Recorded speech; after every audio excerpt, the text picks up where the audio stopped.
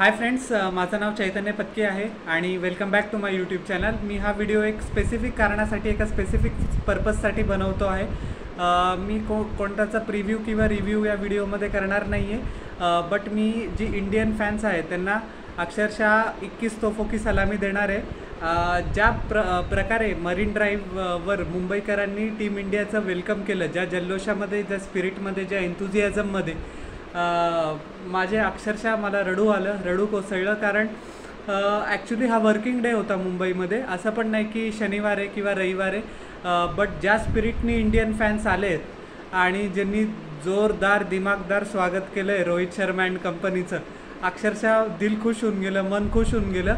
आणि त्याच्यानंतर वानखेडे स्टेडियम पण एकदम फुल होतं। अक्षरशः एक काय म्हणतात त्याला, एका मुंगी एवढी पण जागा नव्हती।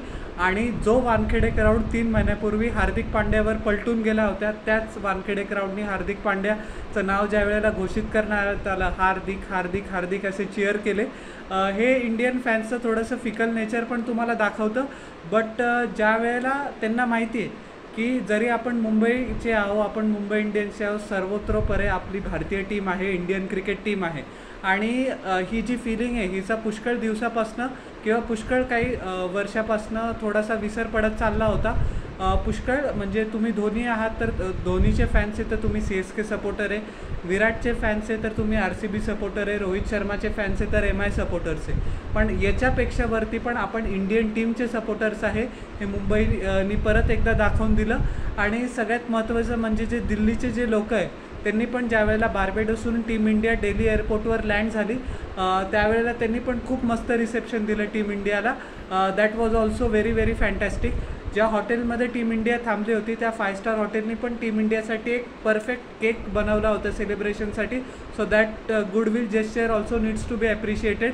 रोहित शर्माने दिल्ली एअरपोर्टमध्ये आल्या भंगरा केला, आपल्या बाकीच्या प्लेयर्सने पण भंगरा केला, जेणेकरून काय म्हणतात त्याला की जे खुशी दिली आहे, की जो आनंद पल्लवित होतो क्रिकेटमुळे, तो आपल्याला सगळ्यांना बघायला मिळाला। आणि खूप लोकांना आपण J for example international sports follow करत आहे, स्पेशली फुटबॉल, ज्या वेळेला ब्राझील किंवा अर्जेंटिना वर्ल्ड कप जिंकते आणि त्यांची टीम परत एकदा त्यांच्या घरी जाते ट्रॉफीसोबत, त्यावेळेला बिलकुल रस्त्यावर जागा नसते। काय डिफरंट लेवलचे फायरवर्क्स असतात, स्टँडिंग ओवेशन देतात, चांट्स असतात, फ्लॅग्स असतात। मला असं वाटायचं की असं सेलिब्रेशन इंडियामध्ये पण कधीतरी व्हावं।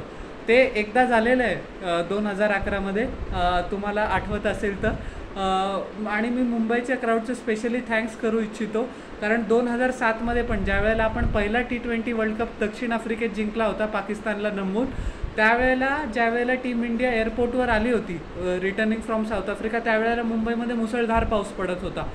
बट त्यावेळेला पण मुंबईकरांनी जे एन्थुझियास्टिकली, इरफान पठाणनी एका इंटरव्ह्यूमध्ये म्हटलं पण आहे ब्रॉडकास्टरला दिलेला, की त्याला अपेक्षा होती की पुष्कळ फॅन्स येतील, बट एवढा जनसैलाब येऊन जाईल त्याला बिलकुल अपेक्षा नव्हती। सो आर क्रिकेटर्स वर प्लेझेंटली सरप्राईज, आणि त्यांच्यासाठी तो एक्सपिरियन्स खूप सुखद धक्का देणारा होता। कारण काही महिन्या अगोदरच अनफॉर्च्युनेटली 50 ओव्हर वर्ल्ड कपमध्ये 2007मध्येच आपल्या टीम आपण बांगलादेशकडनं हरून गेलो, आपण बर्मुडाला हरवलं होतं आणि आपण श्रीलंकेकडनं पण हरून गेलो होतो।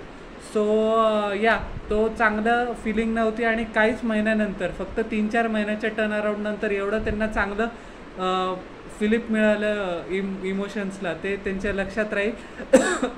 बट मरीन ड्राईव्हवर जागा नव्हती।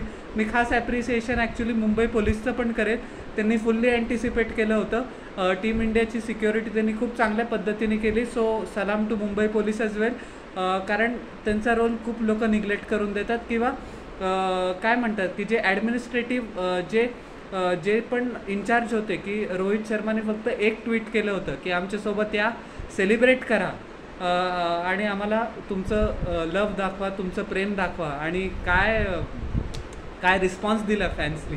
सो हेच दाखवतं की काय म्हणतात त्याला, की जे मिडल क्लास इंडियन लोक आहेत त्यांच्या आयुष्यामध्ये पुष्कळ प्रकारचे प्रॉब्लेम असतात, नाना प्रकारचे स्ट्रेस असतात, प्रोफेशनल प्रॉब्लेम, पर्सनल लाईफमध्ये त्यांच्या काय हालचाली असतात। Nobody is actually very happy, very few people are, but cricket is the only avenue. Cricket हा एकच आहे की थोड्या वेळासाठी का होईना जे आपले सगळे दुःख दर्द आहे लोकांचे, क्रिकेट ॲक्च्युली विसरायला लावतो।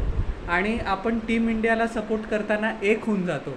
आपण आपली जात बघत नाही, आपली कास्ट बघत नाही, आपली क्रीड बघत नाही, आपली भाषा बघत नाही, आपली लँग्वेज बघत नाही, आपलं राज्य बघत नाही. आपण फक्त टीम इंडिया आणि टीम इंडियाच बघतो. सो ही जी फिलिंग आहे ना, ती आपल्याला फक्त आपली क्रिकेट टीम देऊ शकते. आणि